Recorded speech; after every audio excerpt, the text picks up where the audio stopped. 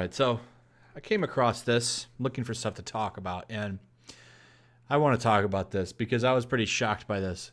I guess I shouldn't be, because J.J. Abrams is actually kind of a classy guy, kind of stupid on some of the things he does. That whole, I'd like to pay for my son to write a Spider-Man comic, definitely wasn't a smart idea. Well, I don't know if he paid for it. If you didn't know, J.J. Abrams is co-writing a Marvel Spider-Man comic book with his son.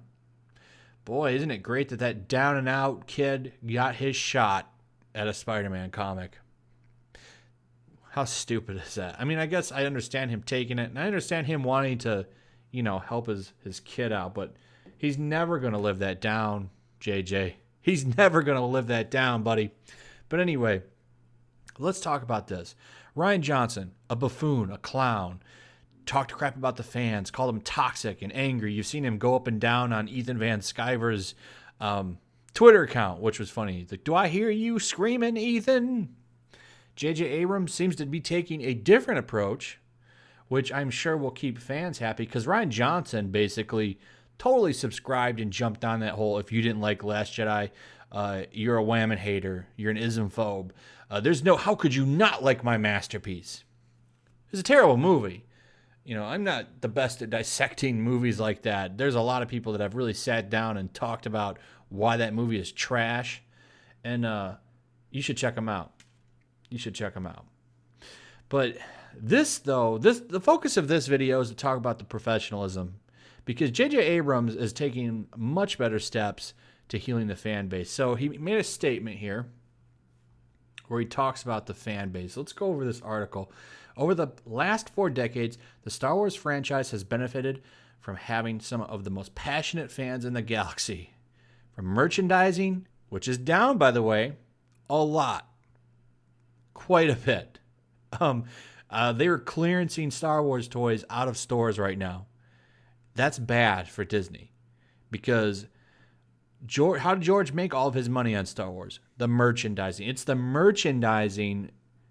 That's where Star Wars makes its money. So from merchandising to media, from cosplaying to role-playing, the Skywalker saga has been part and parcel with a community that has grown up with and supported the franchise throughout multiple generations, and with such a rabid fandom comes some more toxic elements. As there are also people who tend to take that passion a step too far, like, criticizing the movie. That's not to say that everyone who criticizes Star Wars is a bad fan, but there's no denying that some people take their passion a step too far. So they didn't like all the negative reactions to Last Jedi. And of course, what was the narrative? This is where this article is misleading. Because what was the narrative? Well, if you don't like Last Jedi, you just don't like strong women. That was pretty much it. There was no other argument. It was pretty terrible. So, Star Wars Rise of the Skywalker director J.J. Abrams recognizes this point all too well. After Star Wars The Force Awakens premiered in theaters, he received a lot of criticism for a bunch of different reasons, even though the film went on to gross billions of dollars at the box office. He did get criticism from what I remember, but you know what? It was nowhere near the level of trash Last Jedi. That movie was bad for many different reasons other than him just copying and pasting New Hope. At least I walked out of Force Awakens feeling good and optimistic about where Star Wars was going. I walked out of Last Jedi ready to go pour a glass of bleach. But anyway, here's where the difference is between Abrams and Johnson right here. During an interview with Marvel's TV at D23 Expo, Abrams was asked how he deals with fans, and he gave an answer understanding of the passionate responses, good or bad, to the newest Star Wars films. And he said, you just have to be grateful for them, because you don't want to be working on something no one cares about, said Abrams. And you have to understand that they've got their opinions, and of course, you have to value them. You are never going to please everyone. You have to know that going in and just do the best you can. I'm nothing but thankful as someone who considers myself a fan. I can't wait for them to see the film. Why is that so hard to do? Why is it so hard to say something like that? Was a great statement on the spot. Maybe he prepared it because he was going to get questions like that. But why is it so hard for people in entertainment industries to give answers like that? Why is it so hard to be respectful to people that want to put money in your pocket? I think a lot of people could learn from him. Despite what you want to say about, how you feel about the movies he makes, where Star Wars is, you have to respect that the man is being pretty professional about everything, which you can't say for a lot of different industries. A lot of industries just will spit in your face. You got an opinion? Get out of here with that opinion. Rian Johnson, he's the perfect example of that, isn't he? The way he treated fans, the way he talked about fans and spat on them and told them they're all a bunch of ism-phobes. And then, please be excited. He's making a trilogy, which a lot of people said isn't going to happen. Watch that trilogy happen. His whole pitch, too. Did you ever hear the story of his pitch for the new trilogy? He's like, I walked into Kathleen Kennedy's office and I sat down and I told her my idea. And he said, Star Wars, a different galaxy. Boom. Got it right there. And he said, that was it. That was my whole interview, and she loved it. Let's put Star Wars in a different galaxy. Oh my God, Rian Johnson, you are a genius. So I really hope he's gone and never coming back. J.J. Abrams, I think they just gave a bucket load of money to come back because they said we have to make sure Rise of the Skywalker is good or we're in trouble, which is true. If they don't knock this one out of the park, it will pretty much put a nail. It's the final nail in the Star Wars coffin. It really will be. So we'll see what happens, but I got to say I really like that response.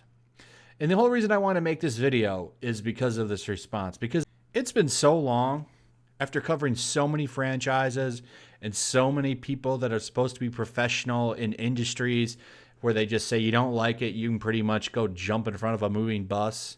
And this guy sits here and gives this answer, even though he must be clenching his teeth. It's refreshing to see. I always like to compare these people to, service industry workers. People that work in the service industry have it really hard.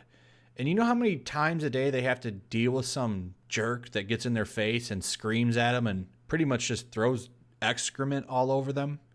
And if they say anything out of line, they get the boot.